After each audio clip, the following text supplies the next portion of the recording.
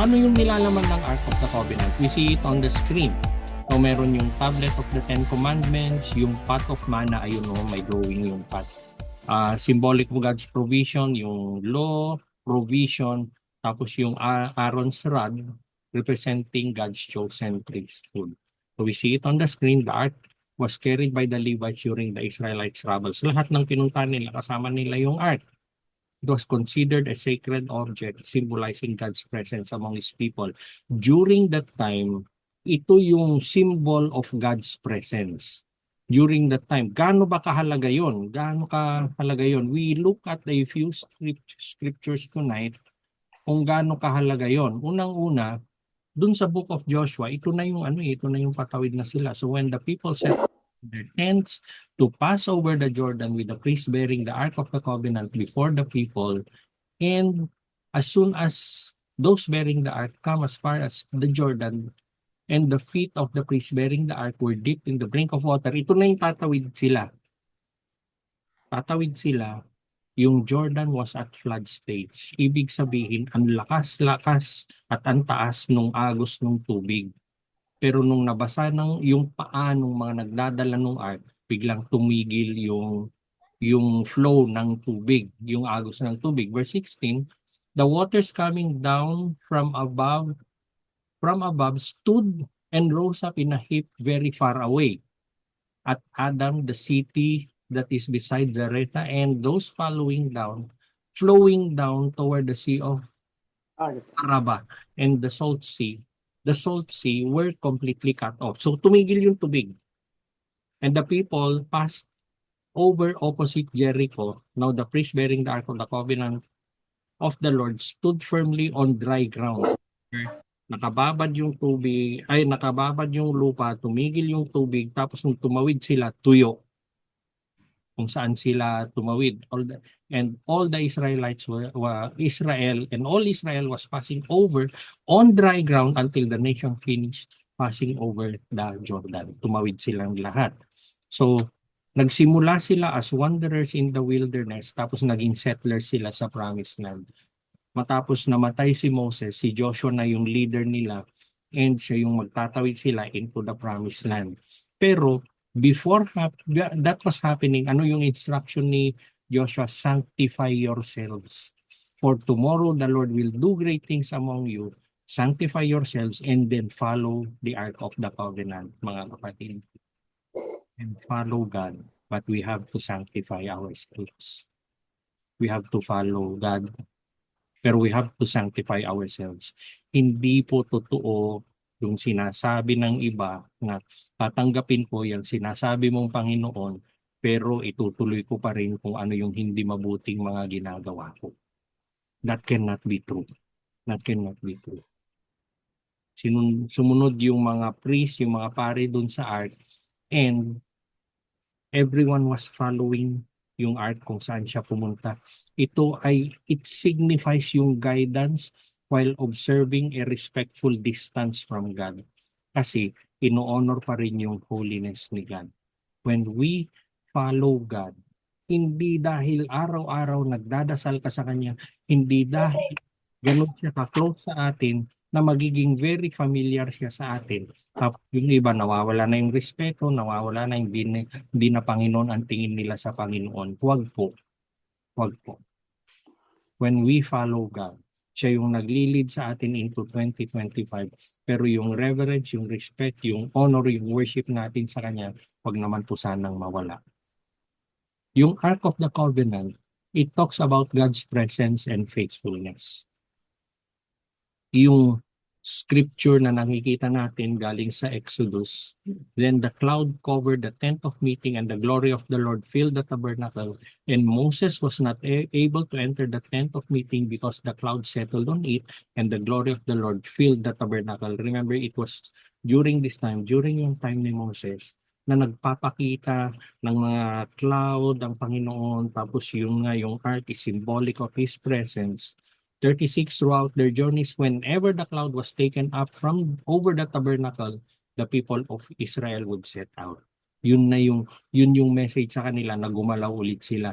But if the cloud was not taken up, they did not set out until the day that it was taken up. For the cloud of the Lord was on the tabernacle by day, was in it by night, in the sight of all the house of Israel throughout their journeys.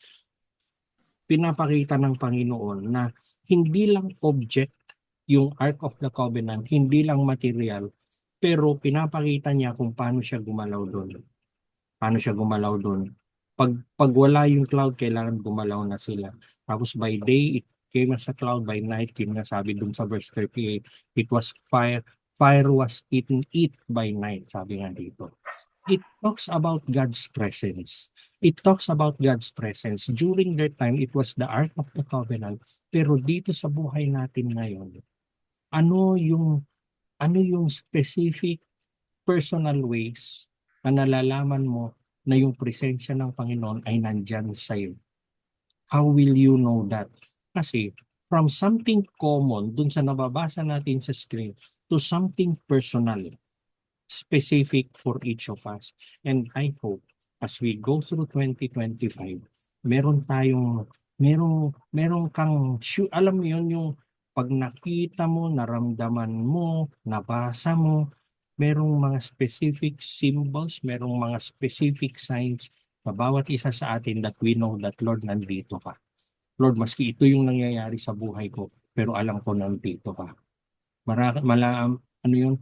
Napakahalaga yung significance ng sa Israelites ng Ark of the Covenant, and much so yung presence ni God sa atin ngayon. And it serves as a powerful symbol of divine presence, of guidance, and covenant.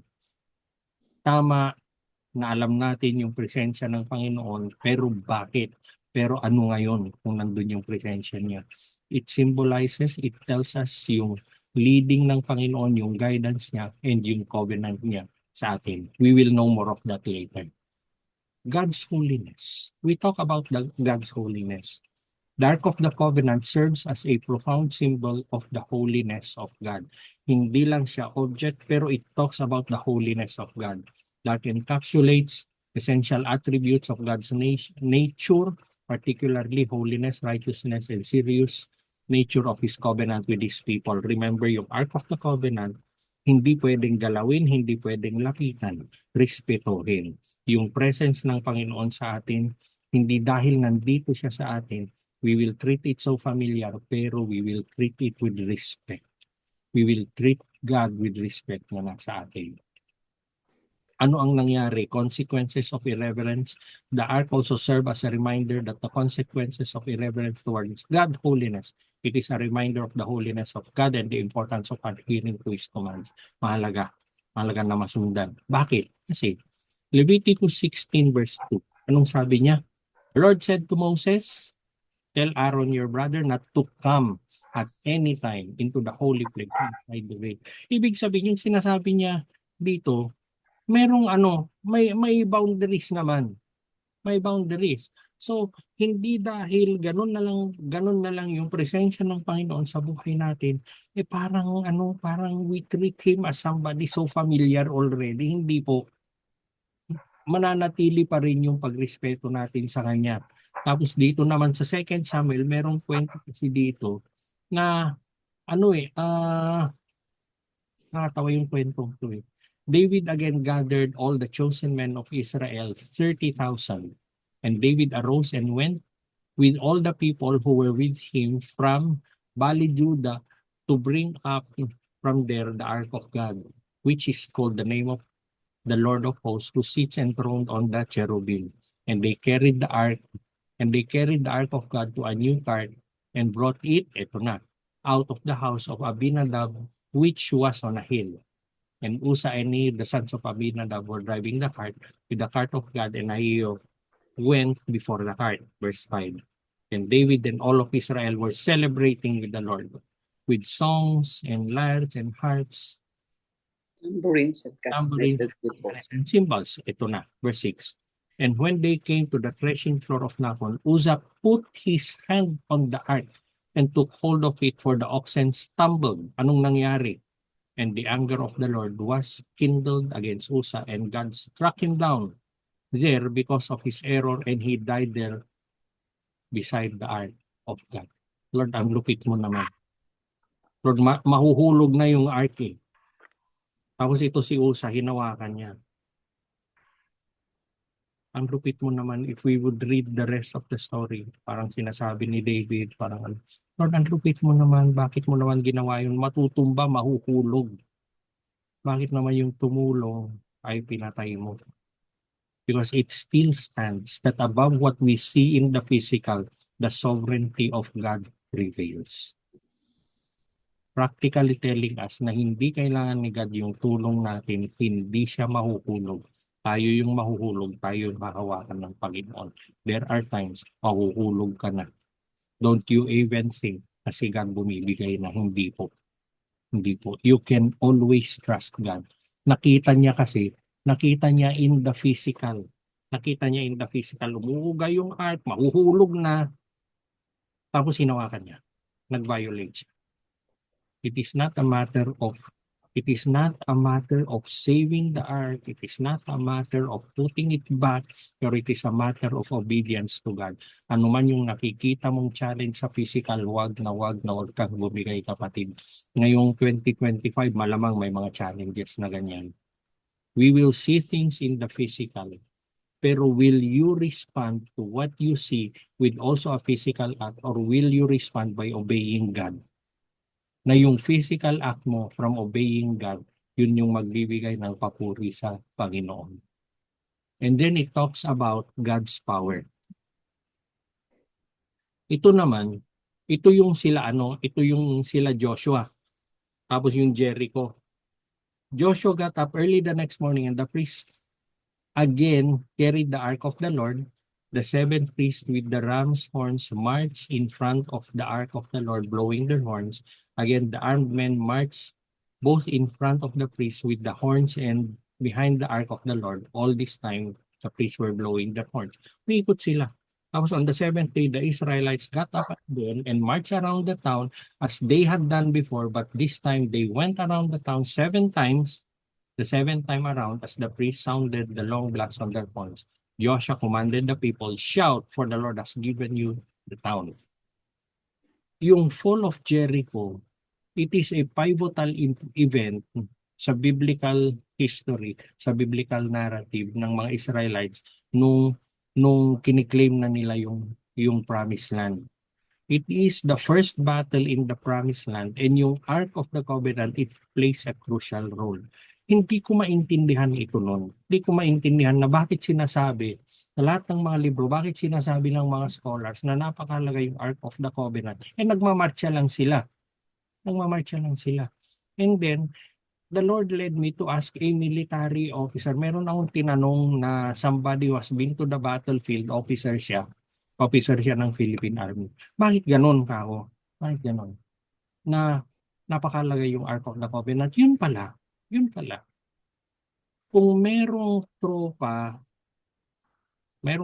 na bumibiyahe, na gumagalaw, they transfer from one place to another, ang nauuna pala ay yung tinatawag nilang sundalo na scout. Siya yung titingin kung safe yung lugar, siya yung titingin kung pwede silang magtuloy. Tapos, yung gitna, yun yung main contingent, kasama siguro yung VIP na itatransport nila, tapos yung likod, yung rear guard. Anong significance? Yung pinakamahalaga, which is the Ark of the Covenant, instead of staying in the center, nasa simula siya. Nandun siya sa una. Kung merong function ang scout, siya yung titingin, safe ba yung lugar, pwede ba magtuloy yung main contingent, ganun.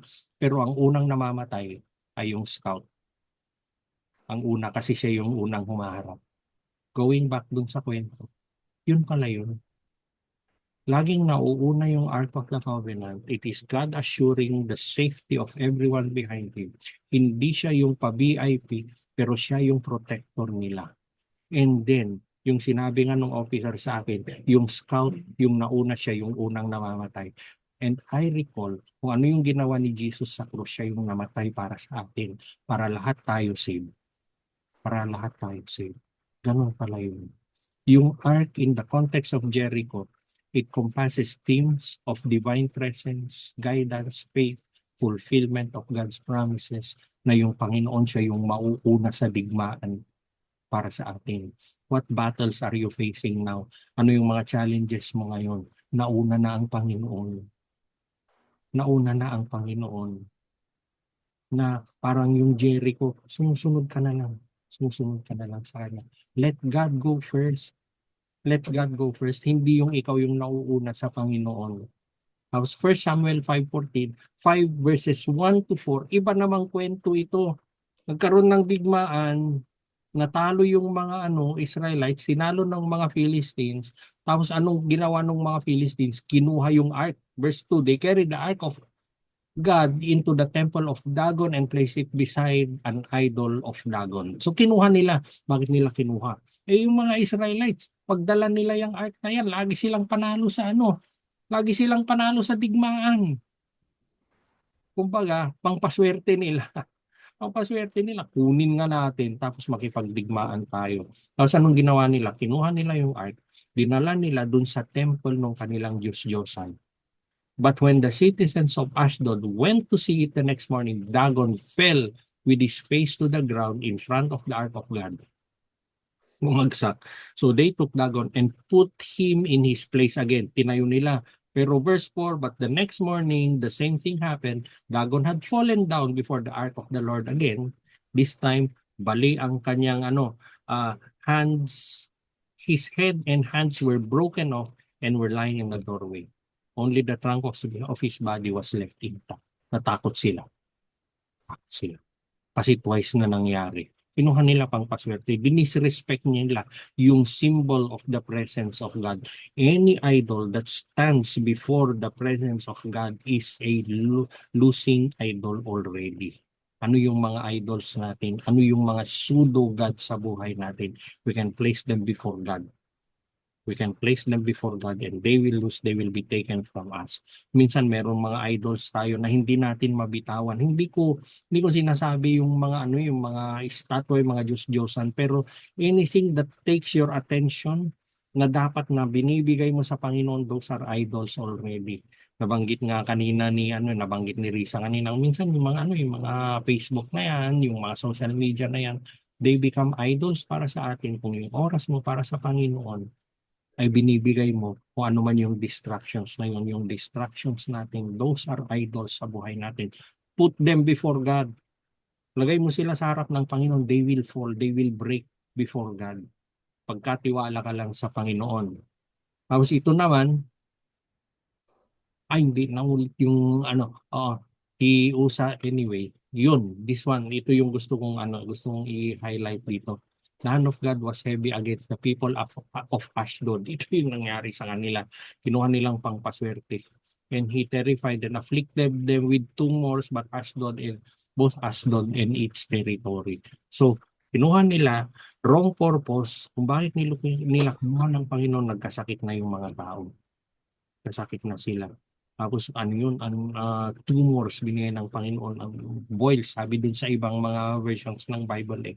And when the man of Ashdod saw how things were, they said, the ark of God of Israel must not remain on us, for his hand is hard against us and against Dagon our God. Tapos anong gagawin nila? Tanggalin niyo yan sa amin. Tanggalin niyo yan sa amin. Tapos yung next verses, so they sent the ark of God to Ekron. But as soon as the ark of God came to Ekron, the people of Ekron cried out, they have brought around to us the ark of God of Israel to kill us and our people. They sent therefore and gathered together all the lords of the Philistines and said, send away the ark of God of Israel and let it return to its own place, that it may not kill us or our people. For there was a deathly panic throughout the whole city. The hand of God was very heavy there. The man who did not die were struck with tumors, and the cry of the city went up to heaven. Pag ang Panginoon, wala siya sa tamang lugar sa buhay natin, it will not be good. It will not be good. Parang dito. Ano yung sabi nila? Balik nyo yan, Diyos na yan, sa tamang lugar niya. He has to be first sa buhay natin. He has to be at the center of our lives. Yung iba po, kasi siguro hindi natin sinasadya, pero yung Panginoon nagiging plan B na lang natin. Gawin ko ito, gawin ko yan. Pag ito sumablay, sige, pray na lang tayo. Minsan hindi natin sinasadya. I'm not saying na masasama tayong tao. Pero kung minsan we respond to the physical. Meron nang pangyayari, meron kang kailangang desisyonan, nagdesisyon ka na, nung matapos ang desisyon at ginagawa mo na, saka ka nagdasal. Lord, i-bless mo ah. Hindi po ganun. Hindi po ganun. We place God first. We place God lagi una.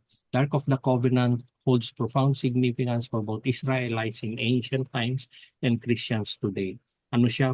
Powerful symbol of divine presence, guidance, and covenant. Ano yun? Kasi sinabi natin, yung Ark of the Covenant is a symbol of God's presence. When we enter into the new year, kailangan natin yung presensya ng Panginoon. The Ark is a reminder of God's continued presence, laws, and provisions.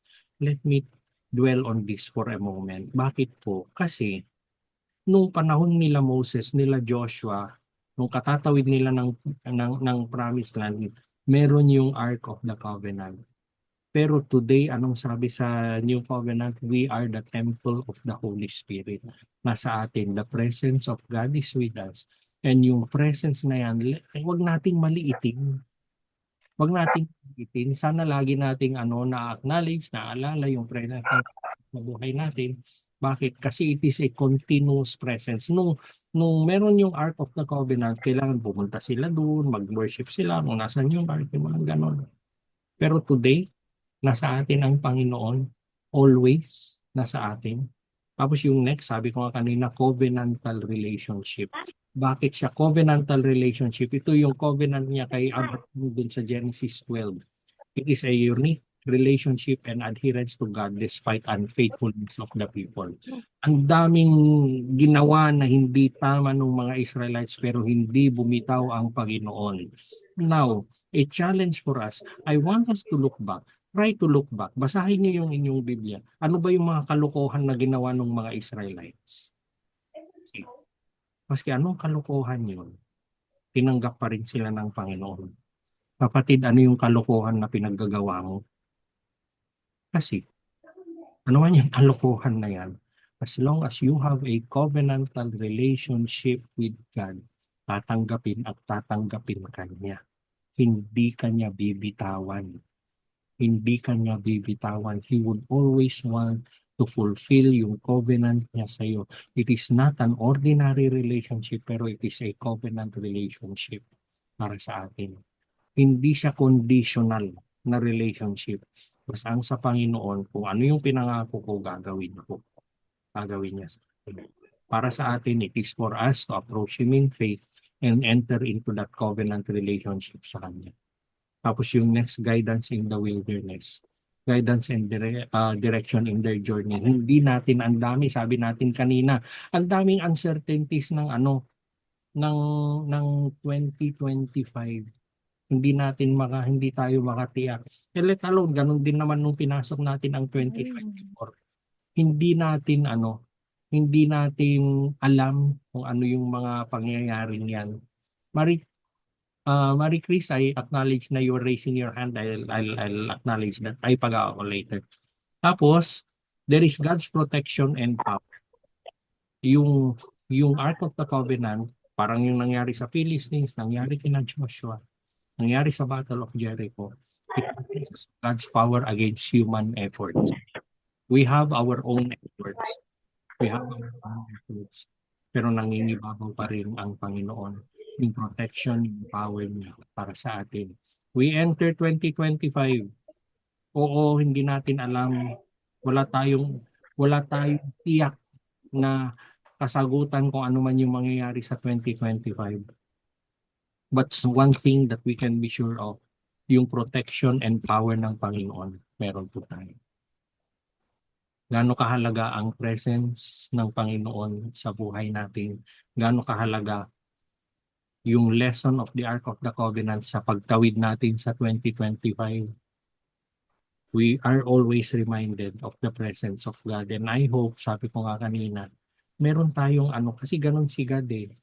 He invites us through individual invitations at nagmamanifest siya sa atin through very personal ways. Iba yung sa akin, iba yung bawat isa sa inyo, pero ang mahalaga, alam nyo na nandyan si God. Alam nyo na nandyan si God. And then remember, ano man yung mangyari, we have a covenant relationship with God. We have a covenant relationship. Yun yung mababasa natin sa Genesis 12 verses 1 to 3. And then, guidance in the wilderness. Huwag po tayong matakot. Kumapit tayo sa Panginoon. Psalm 23 verse 4 tells us, though I walk through the valley of the shadow of death, ano man yung kadiliman na yan, ano man yung challenge na yan, Lord, kakapit ako sa iyo. I will be the sheep that will always follow my shepherd. And then God's protection and power is a reminder of God's power against human efforts. Amen. Amen. Amen. Marie Chris, Amen. in your hand, kapatid, ano po yun? Meron ba, Marie Chris? Ayun, I hope ano yung nagkaroon ng guhit yung screen natin. I hope maano nyo. Anyway, we record naman tayo. Nice. Anyway, meron tayong ano, we could process this a little more. Ito siguro, hindi muna tayo mag-breakout ngayon, ano? Plenary na lang muna. Plenary muna. Sige, sige. Teka. Wala rin akong kopya ng slide picture. Ayun, sige po. Wow, Ma'am Pe, how are you? Nasa, parang wala ka pa sa, Mabuti po. wala pa ka, Nasa sasakyan po. anak. Yan. Mabuti po. Magandang gabi po sa lahat. Alam nyo si Ma'am Pe, ano yan nagtatrabaho sa Makati. Sinisimulan niyo yung Bible study nasa Makati. Tinutuloy niya sa yan. Tapos mamaya nasa bahay na nila pag ano. Yun. Nasan na yun? Marie Chris, you were raising your hand. May tanong ba? Kapatid, meron kang, you have any question? Anything? Yung nilagay ko, merong yun nga yung last slide kanina. This is something that we can reflect on and we can talk about. Ano ba yun? What does it mean to you to put God in the front and center of your life? Na ano ko? Kasi we're supposed to discuss this sa ating mga breakout rooms. Pero instead of doing that, would you take home yung yung tanong na ito na mag-reflect back tayo dun sa pinag-aralan natin ngayong gabi? Kasi alam nyo, we know na we put God in front, we put God in the center of our life. Madali pong sabihin, pero ang gusto ko lang po sana, we make it very personal for us. Natanungin natin si God na, Lord, sige nga Lord, be the center, be at the front of my life. Hindi ko man alam kung paano yon, pero Lord, baka pwedeng gawin nyo. Gawin nyo sa buhay ko. Tapos yung next na question, in what ways does God's presence and faithfulness guide you in making decisions? It is something that we have heard before, it is something that we have learned before, pero ngayon, gawin nating personal sa atin. Siguro, meron tayong mga desisyon nun na nahuli si God Nahuli si God. Kailan ba yung tita do? Meron kaming kinokorek na meron siyang certain desire. Hindi naman masama yung desire niya. Pero ano yung ginawa niya? Nag-decide, nagplano, ginawa yung plano, kalagitnaan ng plano, doon siya nagdasal. Na Lord, i-bless mo yung plano ko. Ano naman tanungin mo muna si God bago mo gawin yung ano. Maybe we are guilty of those things, pero hindi naman not by way of condemning, pero pwede naman tayong magbago kasi. Pwede po tayong magbago. Tapos may prayer. Anyway, instead of going through our breakout rooms tonight, gawin na lang natin po yun next week. Instead of going dun sa breakout rooms natin ngayon, kung meron kayong interactions, meron kayong comments, meron kayong mga tanong, sige po, shoot them out now. Pwede nyo pong tanungin ngayon, pwede po kayong mag-react ngayon. Anong oras ka, pumasok, Ma'am Fe? Baka meron kang interaction. Ayun, tumigil, naghang tuloy. Anyone? Wala. Okay lang, hindi. Sorry po na kasi nawawala yung internet ko. Ako. I would understand naman kasi una natin itong year na ito marami pang nawala tuloy yung kausap ko. Grabe. Ako, Pastor. Sige po. Ayan. Sister Nieva, magandang gabi. Gandang gabi po. Nasa ano po kayo? Nasa Guimaras kayo ngayon? Nasa Guimaras ho. Po. We are all over the country tonight. Amen. Yes po, Sister Nieva, please. Marami, I think, marami sa ating medyo gumagawa ng plano tapos tsaka palang hingi ng guidance kay Lord, no? So, I think what I learned, every time naman, kahit na anong age ka, you always learn something, no? So, ang kailangan talaga mag-tune in talaga sa Lord bago ka mag-decide kung saan ka dadalhin, no? So it means talagang may personal relationship ka sa Kanya para makarinig ka ng sign from the Holy Spirit. Amen. Kasi talagang ang puso't isipan natin nakatuon sa Panginoon para i-guide tayo even before we make decisions. Kaya kung anong sabihin natin, ituruan mo ako kung anong decision ang gagawin ko. Ganyan, hindi yung nag-decide ka na tapos sabi mo, i-bless mo ko. Actually, humingi muna tayo sa kanya ng parang, kasi ako, nakaka-receive ako minsan nakakaisip ako ng maganda, tapos sabi ko, naku, hindi naman sa akin ang galing yun. Ang galing yung kay Holy Spirit kasi hindi ko naman kayang gawin yun. Amen. Mag-isa, you know. Oo. Yan ang experience ko sa buhay, Pastor, no? Na na talagang somehow may darating na guidance sa'yo. Amen. Kung meron kang gustong gawin. So yun ang nagpatibay ngayong gabi na ganun dapat, na hindi yung pagkatapos saka tayo hingi ng guidance. Before tayo mag-decision, humingi tayo ng ano sa kanya, ng tulong na idala tayo sa tamang desisyon. Amen. Amen. Yan, Pastor. Thank you, Sister Nieva. Alam nyo, ano kasi,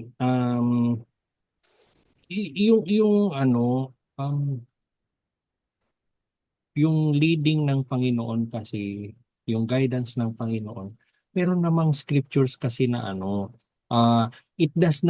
scripture does not tell us na huwag tayong magplano. Hindi naman. Kasi merong scripture na many are the plans in a man's heart, but it is the Lord's purposes that will prevail. That same scripture encourages us to plan. It encourages us to plan, pero in one statement kasi pinasok nilang Panginoon, which means God is part of our plans. So instead of planning for yourself, mamaya tanungin mo si Lord, bakit hindi mo na lang isama habang nagpaplano ka? It will always turn out to be right. It will always turn out to be good. It will always turn out to be good. Yun ang tamang yun ang inaano ko sa puso ko nga, tama yung Pastor. Ganun nga ang dapat gawin namin lahat. Amen. Not to say na we commit mistakes. We commit mistakes. Kung minsan naman nagagawa, nababiolate natin yun nga yung pinag-uusapan natin. Because we are talking about it tonight, we could repent, we could go back. Ang Panginoon, always, kung nag-repent ka, bumalik ka sa Kanya, tatanggapin ka niya. Yung sabi nga natin kanina, yung sa Jeremiah 18 magkamali ka na kung magkamali ka na, sumablay ka na kung sumablay ka. Pero huwag kang bumitaw sa Panginoon. Kang bumitaw. It will always turn out good. It will always turn out good. Amen. Meron pa po. I like that. Ang galing. Sister Nieva, maraming salamat. Opo, Pastor. Ma'am Faye. Pwede po mag-share.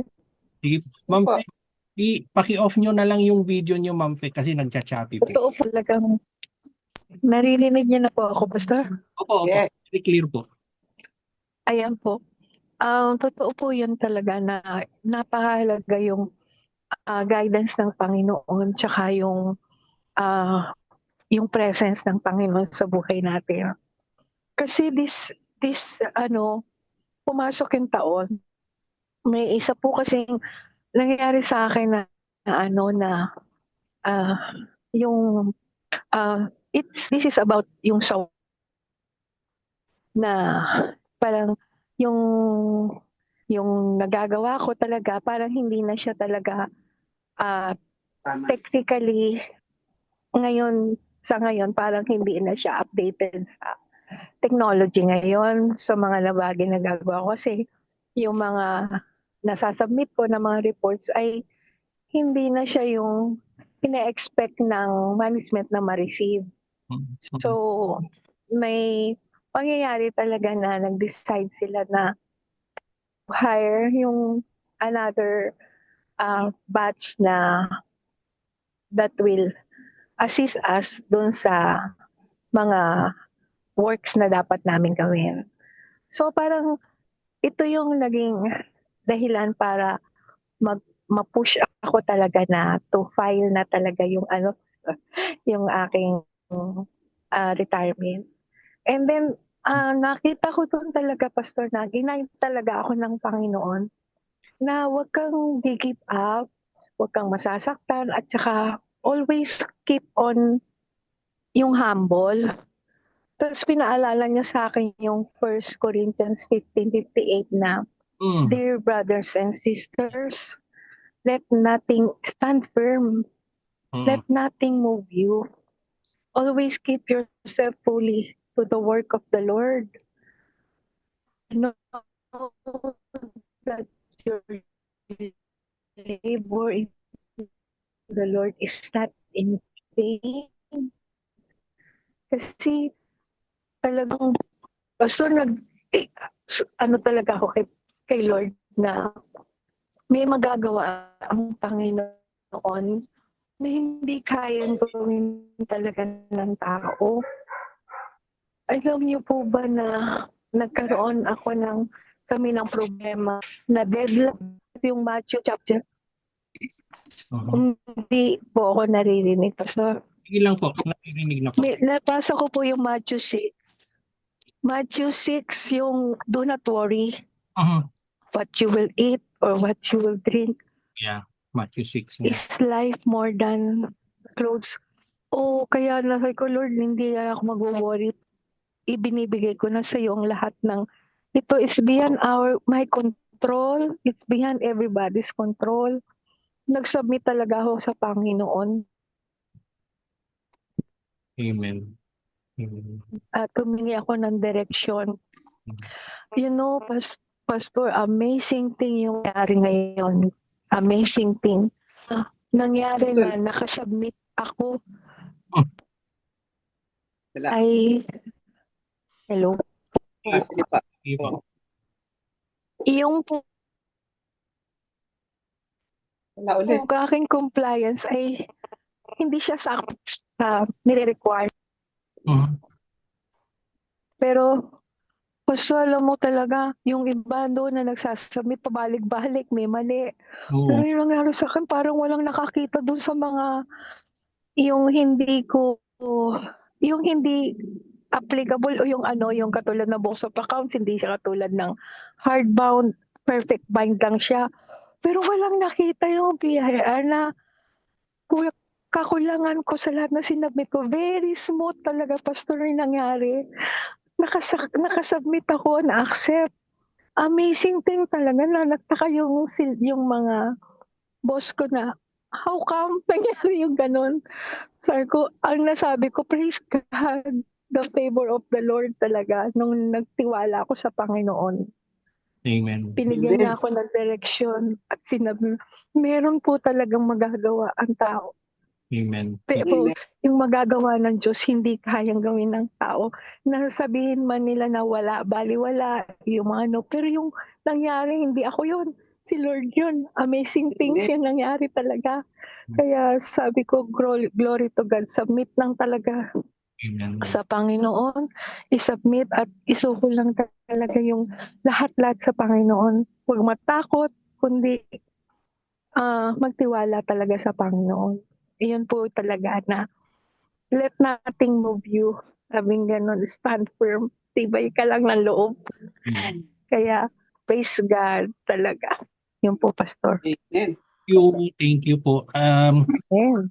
Meron tayong mga bagong first timer na nag-join sa atin. Wag ko sana kayo magtaka bakit Mampe ang tawag ko kay Mampe kasi we used to work in the same company tapos officer po kasi siya doon. So ma'am namin lahat.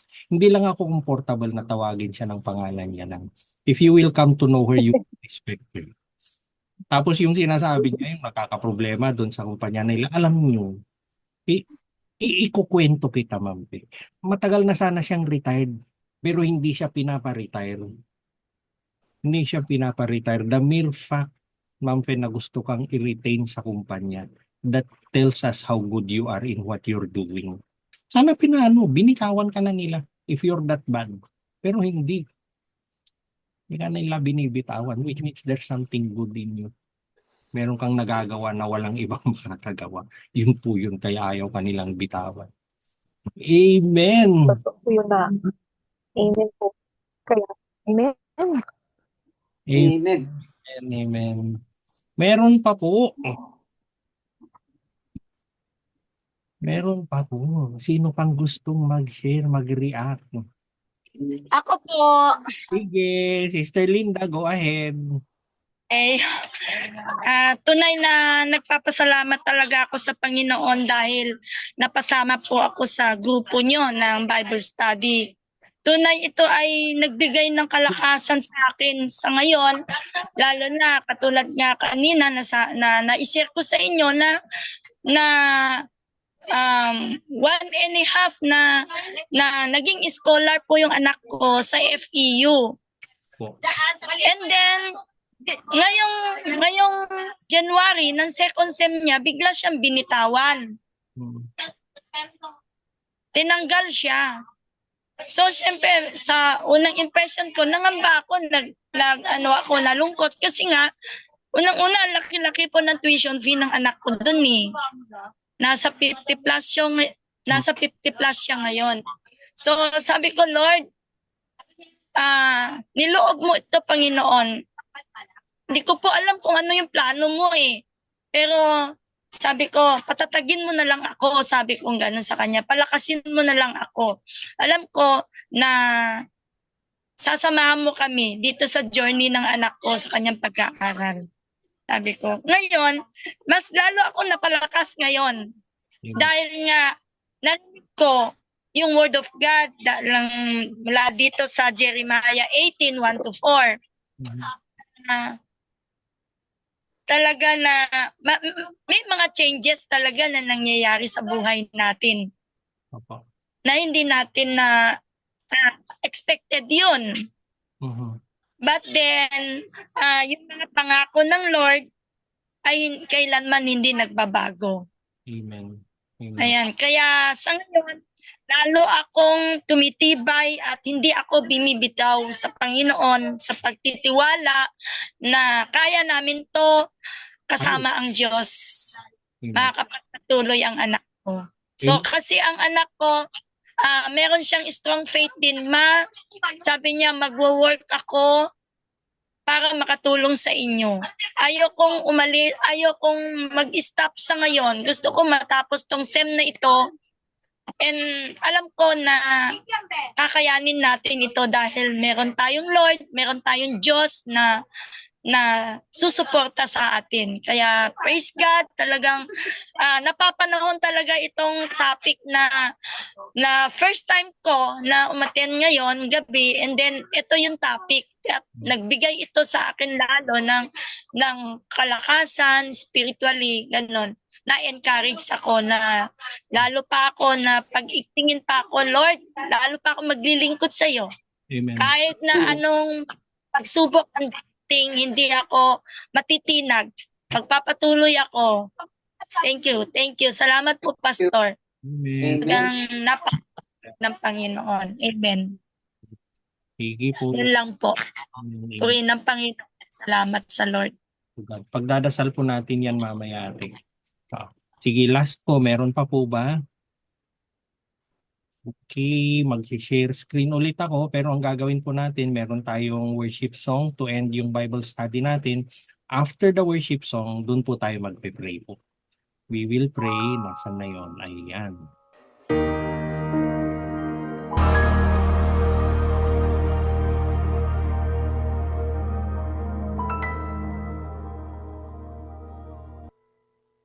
Yun. Sige po. Stop share ko lang.